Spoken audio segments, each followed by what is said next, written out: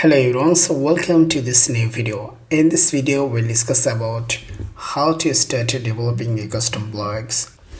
So I have made a plan to make a simple blog to apply our knowledge that we have gathered.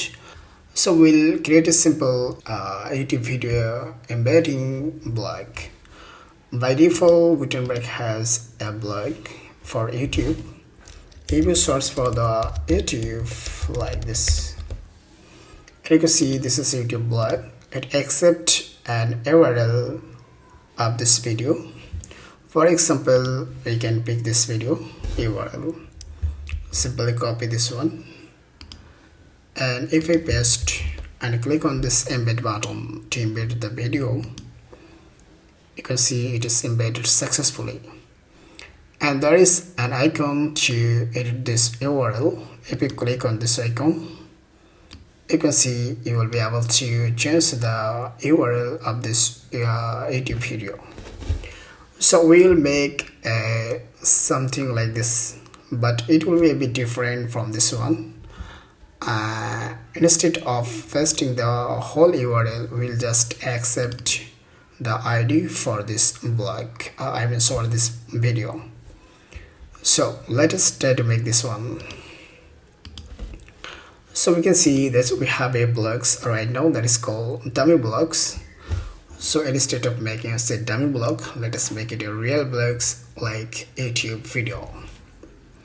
So this is how it goes, and I have to go to this blog.json, and we have to change the name of this blog first. Make this YouTube video. So change the title like YouTube video. We can give it in the media category also, no problem.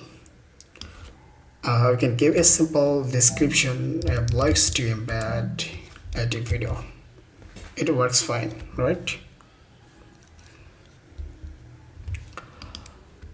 So actually what is needed for us for a content, we need an attribute to accept the blog ID. So we can call this as a video ID like this.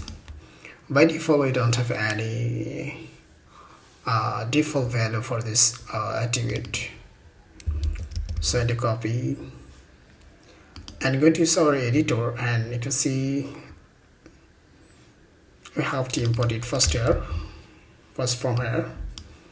We can also take this in this case instead of this prop, so you can simply take initially. Okay,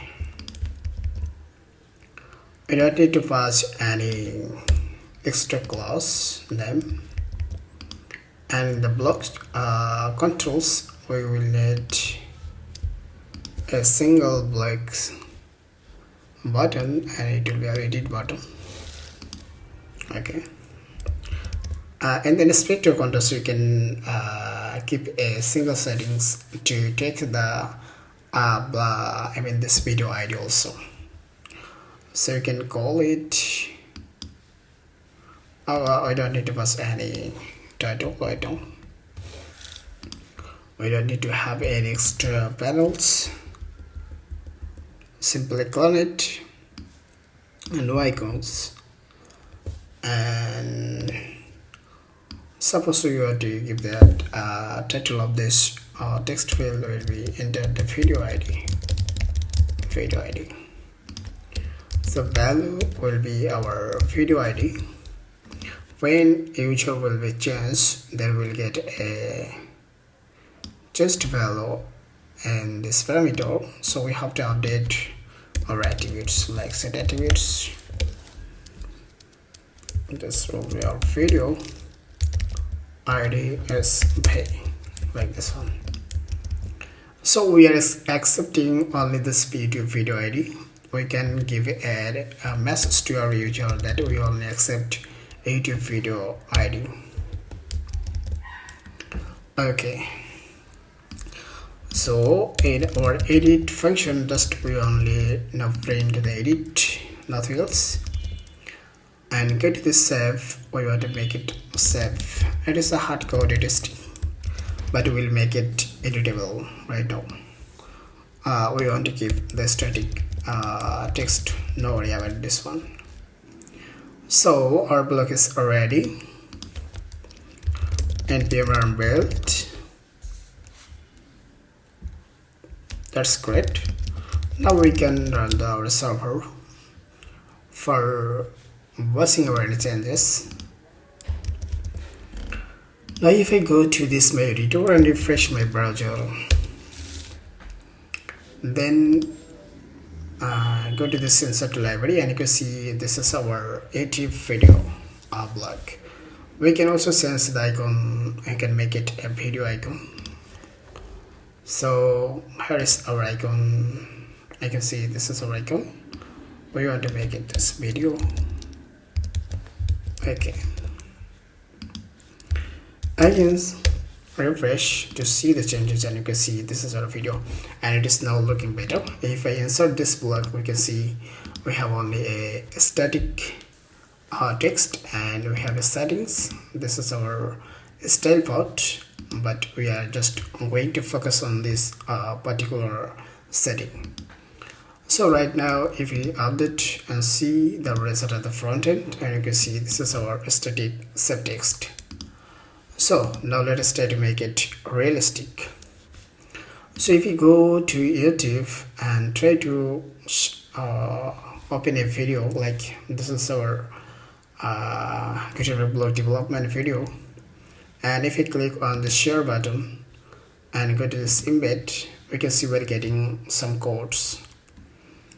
Just I want to select and copy. I go to our editor and open the edit.cs file, and instead of hardcode it string, just simply paste. And if we try to understand what is happening here, we can see we can patch a height, width and height, and this is the source of our video. And we can remove this one, and this is the ID of our video, right? There is a title, and there are some extra options. So we have to make it dynamic. That means we have to pass our attribute instead of this fixed ID. So if you want to make this one, we have to use template string like this. So paste here.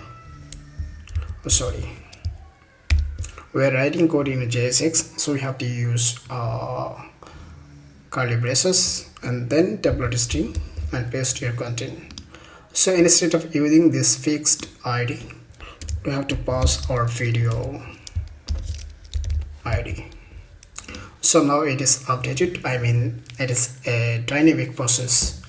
Dynamically it will take the input from the user and it will load the video according to the video ID.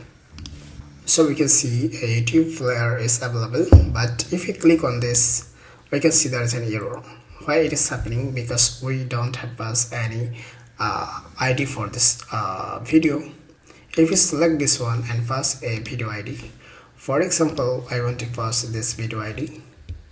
We can also get this video ID from here, like this one. Simply copy, and if we paste it here, now we can see this video is available here. Exactly what we are expecting here. But when we all click on this edit button, then we'll get a placeholder input text that will allow us to enter the video ID, right? So how can we make this one?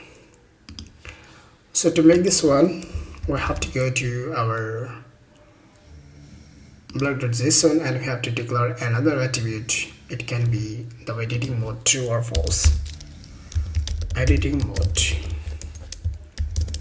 we can call it a boolean type. By default it is false, or initially we can make it true, right? It's true. It means so initially, since we are not passing a default value, so initially it will be true. That means we will get an editing mode.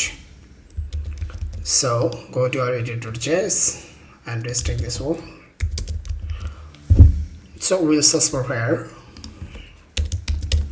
Is it editing mode true or false?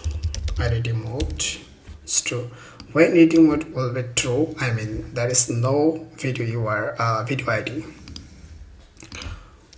So editing is true. Then what will happen? We are just making a ternary operator, and you see this ternary operator. We have two options. One is if it is true, then something will happen. Otherwise, something will happen here. So when editing mode is true, I mean, so then we'll get a placeholder with an input field where user will be able to paste their video ID, right?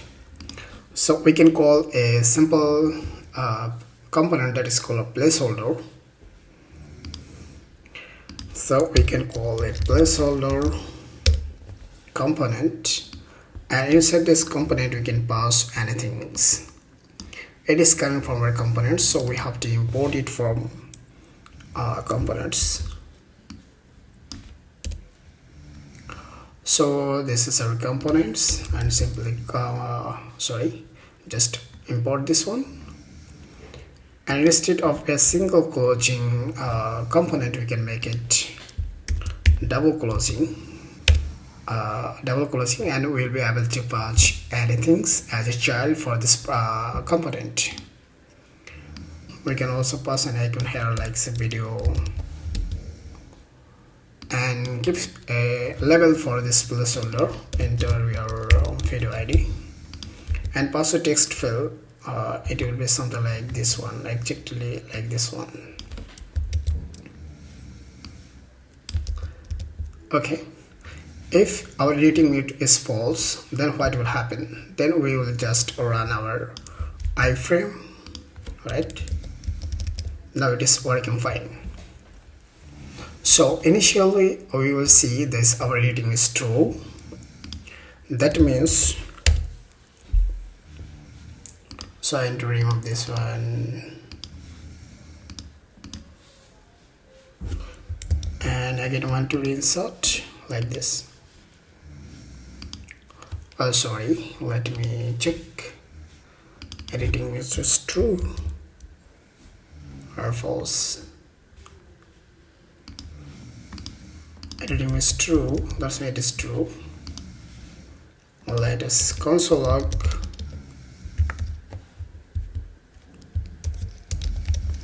editing mode.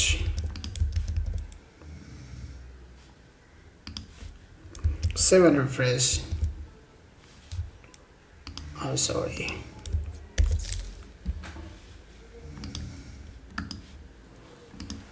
We can inspect to check. So it is not working properly. That means our server is not running properly. So we have to run our server and we start.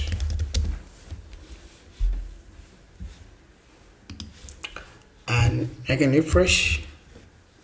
So you can see it is our expected result. Initially we don't have any video ID, so our editing mode is true. Now user will be able to insert the video ID, and like this one. Sorry, for example, copy this one and now paste here. So now our video ID is added. So when user will add this video ID and click on the button, like it will be our embed, then our editing mode will be false and our video will be embedded, right? So we have to add a button here in our edited JS. We have to add a button. We can give the name embed video. So what will happen when we click on this button? Click. Then this editing mode will be false. Just simply make it false. When it will be false, then this iframe will be loaded, right? Now save and refresh again. So something is wrong. Oh, we have to import this button. So we have to import this button from component. Now we can refresh to see. Yeah, but it is not looking better. We have to style it to make it better. Now right now it doesn't have any style. Let us add a variation for this bottom. Variant is primary. So now it is looking better, right? But it is not so nice to see. But don't worry about this one. Now we can simply again add the video ID. Sorry, this is our video ID. And click on embed video, and you can see our video is embedded. But if you want to change the video ID, we can change it from here. But we also want, if we click on this toolbar button, then this editing mode will be true again. So how can we do this one? So this is a toolbar. So unclick this button. What will happen? We'll make it editing mode is true. Editing mode is true, or we can call it toggle style. When editing is true, then it will make it false. When it is false, then it will make it true. I think it will be better. So I can refresh to see the changes. This is our editing mode. Let us add the video icon, embed. It is embedded. If we click on this edit button, now again our editing mode is on. If we click, it will be again embed. Click, change the video ID and embed. It is working fine. Now it is working fine in our editor, but if we want to make it also visible for our front end, we can easily do it. So now we have to just simply copy this one, because we don't need to have an editing feature for our set.js. So instead of a static text, let us import this, add this one. So we have to pass a video ID. So it is coming from our attribute, video ID. Now it is working fine. Just simply update. We have to recover our block. Now again copy this video ID and paste here. Click on the embed video. Yeah, it is embedded. If you update and see the changes in the front end, and you can see this video is embedded successfully.